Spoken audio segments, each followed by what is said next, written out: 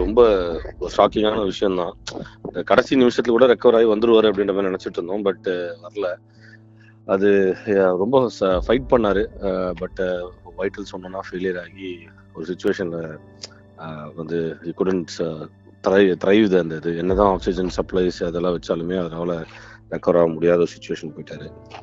So இந்த ஒரு வாரம் ரொம்ப ஒரு கடினமான ஒரு விஷயமா தான் இருந்தது. டெய்லி அப்டேட் கேட்டுட்டே இருப்பேன் அவங்க பசங்கள்கிட்ட. முடிஞ்ச அளவுக்கு வந்து எங்களால் முடிஞ்ச ஃபண்ட்ஸ் வந்து கலெக்ட் பண்ணி கொடுத்துட்டு இருந்தோம். பட் என்ன பண்ணாலுமே ரெக்கவர் பண்ண முடியல சார். அண்ட் இந்த மணி கலெக்ட் பண்ணி கொடுத்தவங்களும் சொன்னீங்க, அண்ட் ஃபண்டு கொஞ்சம் ப்ராப்ளம், மணி அவர்கிட்ட இல்லைன்ற மாதிரியான பரவலான கருத்து இருந்துச்சு. இதை எப்படி சார் ஓவர் கம் பண்ணாங்க ஃபேமிலியா இருக்கட்டும் எல்லாரும்? இல்ல உண்மையாவே வந்து ரொம்ப இப்பதான் உங்களுக்கே தெரியும், ஒரு சின்ன சின்ன படங்கள்லாம் நடிச்சிட்டு வந்து இப்பதான் அவர் வந்து வடக்குப்பட்டு ராமசாமி நல்ல ஒரு விஷயம் வந்து நிறைய ரொம்ப ஹாப்பியா சொல்லிட்டு இருந்தார். ஒரு 10-15 படம் கமிட் ஆயிருக்கேன், கருது ரொம்ப ஹாப்பியா இருக்கு அப்படின்னு. ஸோ அவர் ரொம்ப ஒரு மிடில் கிளாஸ், நார்மல் மிடில் கிளாஸான ஒரு விஷயம் தான். ஸோ நிறைய ஆக்டர்ஸ் ஹெல்ப் பண்றாங்க, நிறைய ஆக்டர்ஸ் திரையுலக நண்பர்கள் நிறைய பேர் ஹெல்ப் பண்ணிருக்காங்க. இருந்தாலுமே வந்து 15 நாள் கிட்ட வந்து வென்டிலேட்டர் சப்போர்ட், டயாலிசிஸ் இதெல்லாம் நடக்கும்போது எவ்வளவு செலவாகும்ன்றது உங்களுக்கு தெரியும். ஸோ அது போகும்போது சரி கொஞ்சம் பப்ளிக் ஃபண்ட்ஸ் தேவைப்பட்டுச்சு. அவங்க ஃபேமிலி இருந்தாலும் அது கொஞ்சம் தான் கலெக்ட் ஆச்சு. அவங்க ஃபேமிலி சைட்ல இருந்து சப்போர்ட் இருந்தது. பட் எல்லாமே முயற்சி பண்ணியும் ஒரு கட்டத்துல இது அவரை ரெக்கவர் பண்ண முடியலன்றது ரொம்ப கஷ்டமா இருக்கு சார். நீங்க 2 படம் ஒர்க் பண்ணிருக்கீங்க சார் அவரோட, டிக்கிலோனா வடக்குப்பட்டி ராமசாமி. ஸோ பார்க்கும்போது எவ்வளவு க்ளோஸ் சார் உங்களுக்கு? இல்ல ரொம்ப என்ன சொல்றது, ரொம்ப ஜாலியா பேசக்கூடிய ஒரு மனுஷன். அதாவது ரொம்ப ரெகுலர் பேசிஸ்ல மீட் சப்ஜெக்ட், கார்த்தி இப்படி ஒன்று பண்ணலாமா அப்படி ஒன்று பண்ணலாமா, கார்த்திமா இது இது இது இது ஒன்று கேள அப்படின்ற மாதிரி சொல்லுவாரு. ஸோ அந்த மாதிரி ஒரு என்ன சொல்றது, என்னோட என்னோட என்னோட கசினோட தெரிஞ்சவர் வேற அவரு. ஸோ ரொம்ப எனக்கு கிட்டத்தட்ட ஒரு என்ன சொல்றது, ஒரு ரொம்ப ஏஜ் டிஃபரன்ஸ் ரொம்ப பெருசா. அவருக்கு இப்ப 60 வயசு. சோ ஒரு அப்பா ஸ்தானம்னு வச்சுக்கோங்களேன், அந்த மாதிரி தான் வச்சுக்கோங்க. ஆனா ஜாலியா பேசிட்டு ஒரு ஃப்ரெண்டு மாதிரி தான் பேசிட்டு இருப்பாரு. இப்ப கூட ரீசெண்டா நடந்த ஆடியோ லான்ச்ல கூட அவர் வந்து அடுத்த படத்துல எனக்கு சான்ஸ் வேணும்னு சொல்லிட்டு அப்படியே ஒரு ஸ்லாப்ஸ்டிக்கா ஒரு விஷயம் பண்ணாரு. சன்னா நான் வந்து கண்டிப்பா அடுத்த படத்துல யூஸ் பண்ணு கார்த்தி அப்படின்னாரு. ஸோ எல்லாமே பிளான் பண்ணிருந்தோம், சரி இது பண்ணலாம் அது பண்ணலாம் அப்படின்னு சொல்லிட்டு. அது ரொம்ப கஷ்டமா இருக்கு. ஓகே. இப்போ உங்க குடும்பம் எப்படி சார்? உங்க பையன் என்ன பண்றாங்க, அவங்க ஒய்ஃப் எல்லாம் சார்?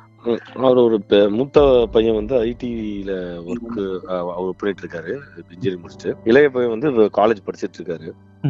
சோ இப்படி இருக்கும்போது அவர் தான் breadwinner of the family. So இப்பதான் பையன் மூத்த பையன் வந்து இப்பதான் கொஞ்சம் தலை எடுத்திருக்காரு. ஒரு ரொம்ப மிடில் கிளாஸ் தான். அவங்க ஹவுஸ் ஒய்ஃப் தான். ரீசெண்டா அவருக்கு நிறைய மன அழுத்தங்கள் இருந்தது. அவங்க அப்பா வந்து லாஸ்ட் இயர் தவறிட்டாரு. இப்ப கூட வந்து Vadakkupattu Ramasamy first day first அவரால் வர முடியல. என்னன்னா அவர் வீட்டுல வந்து ரொம்ப வருஷமா வேலை செஞ்சுட்டு இருந்த ஒரு வேலைக்காரங்க அவங்க இறந்துட்டாங்க அப்படின்ற மாதிரி ரொம்ப ஃபீல் பண்ணிட்டு ஒரு மன அழுத்தத்துல இருந்தாரு. ரொம்ப என்ன சொல்றது, கடந்த ஒரு மாசமாவே அது மேபி அதுவா என்னன்றது நமக்கு தெரியல. ஸோ இதான் எனக்கு தெரிஞ்ச விஷயங்கள். இதுதான். இந்த ஹாஸ்பிடல் டைம்ல நீங்க போய் பாத்துருந்தீங்களா சார்? காவேரி ஹாஸ்பிட்டல் அட்மிட் ஆன அன்னைக்கே போய் பார்த்தோம். சந்தானன் டீம்ல இருந்து வந்திருந்தாங்க, சந்தானனும் போய் பார்த்தாரு. அப்ப அவங்க என்ன சொன்னாங்கன்னா, ஹார்ட்ல பிளாக் இருக்கு, இந்த பிளாக் வந்து ரெக்கவர் பண்ணணும்னா இவரோட பிபி இந்த வைட்டல்ஸ் எல்லாம் ஸ்ட்ராங் ஆகணும்னு சொன்னாங்க. பட் அது ஒன்ஸ் அந்த பிபி வந்து கண்டினியூஸா வந்து ஃபால் ஆயிட்டே இருந்தது, பல்ஸ் டவுன் ஆயிட்டே இருந்தது. ஸோ ஒன்னு காம்ப்ளிகேஷனா வந்துச்சு, லங்ஸ் அதுக்கப்புறம் கிட்னி அந்த மாதிரி காம்ப்ளிகேஷனா வந்துச்சு. ஸோ ஹாஸ்பிட்டல்ல பார்த்தோம், சப்போர்ட் பண்ணோம். நிறைய பேர், நிறைய திருவிழா ஆட்கள் வந்தாங்க. ஸோ நல்ல மனுஷன் ஆக்சுவலா பேசிக்கல அவரு. இப்ப இந்த வடக்குப்பட்டி ராமசாமி ஷூட் போயிட்டு இருக்கும்போது இவருக்கு இருக்கிற அந்த ஹெல்த் ப்ராப்ளம்ஸ் ஏதாவது சொல்லியிருக்காரா சார்? இல்ல வெளியே சொல்லியிருக்காரு, இல்ல ஏதாவது தெரிய வந்தது உங்களுக்கு? எனக்கு உண்மையாக அட்மிட் ஆகும்போது தான் அதுக்கப்புறம் மாறன் கேட்டேன். என்னன்னா ஒரு 15 வருஷத்துக்கு முன்னாடி ஒரு அட்டாக் ஒன்று வந்திருக்கு அப்படின்னு சொல்லிட்டு சொன்னாங்க. மிச்சப்படி மனுஷன் பயங்கர ஆக்டிவா தான் இருப்பாரு. அந்த மாதிரி ஒரு சோபரா போய் ஓரமா படுக்கிறது, ஆஸ்மா விஷயம் அந்த மாதிரிலாம் எதுவுமே இருக்காது. ஒரு விஷயம் பண்றதுனா டான்ஸ் எல்லாம் கூட ஆடுறதுனா பாத்தீங்கன்னா, அந்த வயசுல அவருக்கு 60 வயசுல வந்து அவ்வளவு எனர்ஜி போட்டு ஆடி கார்த்தி ஓகேவா. சோ ஒரு எனர்ஜியாவே இருப்பாரு ஆளு. சோ அந்த மாதிரி ஒரு சிம்டம்ஸ் கூட எங்களுக்கு தெரிஞ்சது இல்ல. எப்பயுமே அந்த ஃபயரா தான் இருப்பாரு. சோ அது திடீர்னு இப்படி நடக்கும்போது அதுதான் எங்களால அவரு கூட வேலை செஞ்ச தருணங்கள் 2 படம் இருக்கு, நிறைய மொமெண்ட்ஸ் மெமரிஸ் இருக்கும் சார். இப்ப நீங்க ஒரு சில விஷயங்கள் அவரோட ஞாபகங்கள் ரீகலெக்ட் பண்ணணும்னா எது சார் சொல்லுவீங்க டக்குன்னு?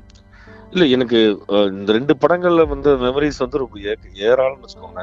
நான் முதல்ல வந்து லுலு சபா பார்த்துட்டு நான் ஒரு படம் ஒர்க் பண்ணேன், சவாரின்னு சொல்லிட்டு. அந்த படத்துல வந்து ஒரு ஆடிஷனுக்காக வந்தேன். அந்த ஆடிஷனுக்கு வரும்போது ஃபர்ஸ்ட் லுலு சபா முடிச்சப்போ வந்தாரு. அப்போ வந்து பார்த்துட்டு கார்த்தி என்ன யாருன்னு தெரியுமாப்பா அப்படின்னாரு. தெரியுமா, நான் சேஷுனே அப்படின்னாரு. அப்படின்னு நான் சொன்னேன். ஸோ வந்து நான் ஆடிஷன்லாம் வச்சாருப்பா, நான் நல்லா நடிப்பேன்ப்பா அப்படின்னு நான் சொன்னேன். அந்த இதெல்லாம் பெரிய ஃபேன் நானு. வெத்தலை பாக்குறதுல அந்த கிழவி வேஷம் போட்டு ஒண்ணு பண்ணுனா மிகப்பெரிய ஃபேன் அப்படின்னு சொன்னேன். அவருக்கு வந்து அது பயங்கர அந்த ரெகக்னிஷன் கிடைச்சோன்னு ரொம்ப ரொம்ப ஹாப்பி ஆயிட்டேன். அப்படியே இப்ப சினிமாலாம் அது ரீச் ஆகுதாருன்னா என்னென்ன பயங்கரமான ஃபேன் அதுக்கு அப்படின்னு சொன்னேன். ஸோ அந்த தருணங்கள்ல இருந்து ஆரம்பிச்சு எப்பயுமே நாங்க எல்லாம் ஒண்ணு சேரும்போது லுல்லு சபால ஒரு கேரக்டர் பத்தி பேசிட்டு இருப்போம், பண்ற கேரக்டர்ஸ். இப்ப கூட ரீசெண்டா வந்து அவரு அந்த இது இந்த படம் ஒரு படம் இருக்கு, அதுல வந்து ஷோல்டர் தூக்குனாப்புல நடிச்சிட்டு இருப்பாரு. அந்த மாதிரி ஒரு கேரக்டர் ஒண்ணு பண்ணிருப்பாரு, ரொம்ப நல்லா இருக்கும். அதை பத்தி பேசிட்டு இருந்தோம். அப்புறம் இந்த ஐயர் வேஷம் போடுறது, ஏன்னா ஐயர் வேஷமா போட்டுட்டு இருக்கீங்க, இந்த மாதிரி அடுத்து காப்பா பண்ணணும் அப்படின்னு சும்மா சொல்லிட்டு இருப்பாரு. மோஸ்ட்லி நாங்க லொல்லு சபா மெமரிஸ் இதெல்லாம் தான் பேசுவோம். சோ அதுதான் ரொம்ப ஷூட்டிங் ஸ்பாட்ல உட்காந்து அந்த டைலாக் சொல்லுங்க இந்த டைலாக் சொல்லுங்க அப்படின்ற மாதிரி இருக்கும். அது நினைச்சு பார்க்கும்போது கொஞ்சம் கஷ்டமா தான் இருக்கு. நீங்க இப்போ அடுத்த படம் கண்டிப்பா டெவலப்பிங்ல இருக்கும் சார், உங்களை எழுதிருப்பீங்க. சோ அதுல அவருக்கு என்ன ரோல் கொடுக்கலான்றீங்க, அதை பத்தி டாக்ஸா பேசியிருக்கீங்களா? இல்ல கண்டிப்பா தான் ஆடியோ லான்ச்லயே வந்து சந்தான ஒரு ரோல் கொடுத்துறோம் அப்படின்னு சொல்லும்போது ஒரு கேரக்டர் ஒண்ணு வச்சிருந்தோம். ஒரு ஏரியால வந்து ஒரு சந்தான ஏரியால இருக்கிற மாதிரி ஒரு கேரக்டர் ஒண்ணு வச்சிருந்தோம். அது இப்ப எப்படி அதை யாரு ரீப்ளேஸ் பண்ண போறாங்கன்னு எனக்கு தெரியல. ஏன்னா வந்து நீங்க பாத்துருப்பீங்கன்னா வடக்குப்பட்டியில அந்த மாதிரி ஒரு கேரக்டர் யாராலுமே நடிச்சிருக்க முடியாது. நிறைய நல்ல நல்ல ஆர்டிஸ்ட் எல்லாம் இருக்காங்க, பட் அந்த அளவுக்கு எக்ஸென்ட்ரிக்கா போய் அந்த டான்ஸ் அந்த நீலகிரி சார் மேல படுத்துன்னு ஒண்ணு பண்றது, இதெல்லாம் வந்து யாராலுமே அந்த மாதிரி பாடி லாங்குவேஜ் கிரியேட் பண்ண முடியாது. அந்த மாதிரி பாடி லாங்குவேஜ் வச்சு ஒரு கேரக்டர் டெவலப் பண்ணி வச்சிருந்தேன். இப்ப அதை யார் பண்ண போறா அப்படின்றது தெரியல, பெரிய இழப்பு தான். சார் ஃபைனலா ஒண்ணு சார், ஒரு காசு இல்ல அப்படின்ற ஒரு சூழ்நிலை ஒரு நடிகனுக்கு வருதுங்கிறத நீங்க எப்படி சார் பாக்குறீங்க? சார் ரொம்ப கஷ்டமான விஷயம் தான் சார். ஏன்னா வந்து எல்லாருமே நான் கூட ட்விட்டர்ல ஒரு போஸ்ட் போட்டேன் சார். போஸ்ட் போடும்போது என்ன சொன்னாங்க, ஏன் வந்து நம்ம துணை நடிகர்கள்லாம் வந்து சப்போர்ட் பண்ண மாட்டாங்களா? எல்லாருமே சப்போர்ட் பண்றாங்க சார். பட் இருந்தாலுமே வந்து இங்க வந்து லட்சக்கணக்கில் ஆகும் போது இவன் வந்து சேஷோனெல்லாம் பாத்தீங்கன்னா எனக்கு தெரிஞ்சு 200 ரூபாய் 100 ரூபாய் இந்த மாதிரி சம்பளத்துக்கு தான் அவரோட ஆரம்ப காலத்துல வந்து போயிருக்காரு. சோ அப்படி இருக்கும் போது அவர் என்ன, ஒரு நடிகர் என்ன சார் பண்ணுவான்? அவன் ஃபேமிலியை பார்ப்பானா, குழந்தைய பார்ப்பாங்களா, ஒய்ஃபை பார்ப்பாங்களா, வீடு கட்டுவானா, இல்ல இந்த மாதிரி பார்ப்பானா? இது அவங்களுக்கு எல்லாம் சேவிங்ஸ் ஒண்ணு கிடையாது சார். எல்லாம் நினைச்சிட்டு இருக்காங்க நடிகர்கள் வாழ்க்கை என்ன, செம்மையா போனா செல்ஃபி எடுக்கலாம், ஜாலியா போலாம் வரலாம். இவங்களுக்கு இந்த இன்ஸ்டாகிராம், இந்த ரீல்ஸ், இதுல இருக்கிற மானிட்டைசேஷன் இதெல்லாம் கூட தெரியாது சார். சோ இவங்க வந்து இப்ப இன்னைக்கு இருக்கிற யூத் ஜென்ரேஷன் பண்ற ரெவன்யூ ஜென்ரேஷன் அவங்களுக்கு பண்ண தெரியாது. அவங்களுக்கு தெரியறது என்னன்னா போறது, நடிக்கிறது, சம்பளம் வாங்குறது, வர்றது, இவ்வளவுதான் தெரியும்.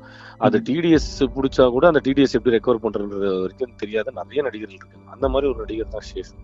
சோ இன்னைக்கு அவர் நல்லா வளர்ந்து வர சிச்சுவேஷன் அன்பார்ச்சுனேட் ஆயிடுச்சு. பட் இந்த மாதிரி இன்னும் ஜெயிக்காத நிறைய பேர் இருக்காங்க. நிறைய பேர் குடும்ப சூழ்நிலை கஷ்டப்பட்டு தான் இருக்காங்க. சோ அவங்களும் உண்மையாவே பாவம் சார். அவங்களும் ஜெயிக்கணும், எல்லாருமே ஜெயிக்கணும். அது ஆனா ஒரு சேஷு பார்த்து நம்ம கத்துக்கிறது வேண்டிய என்னன்னா, ஏதோ ஒரு சிச்சுவேஷன் நீ உழைப்ப போட்டுட்டு இருந்தா ஒரு நாளைக்கு ஜெயிச்சிருவல. அதை அவர் ப்ரூவ் பண்ணிட்டு தான் போயிருக்காரு, ப்ரூவ் பண்ணாம போல. அந்த மாதிரி ஒரு எவ்வளவு பெரிய நடிகனா இருந்தாலும் சரி, என்ன எவ்வளவு கஷ்டப்பட்டு இருந்தாலும் சரி, ஒரு நாள் அவனுக்கு பிரேக் வரும் சார். அந்த பிரேக்குக்கு வெயிட் பண்ணோம். அந்த பிரேக் வர்ற வரைக்கும் நம்மளோட மன உறுதியும் உடல் வலிமையும் நல்லா பார்த்துக்கணும்.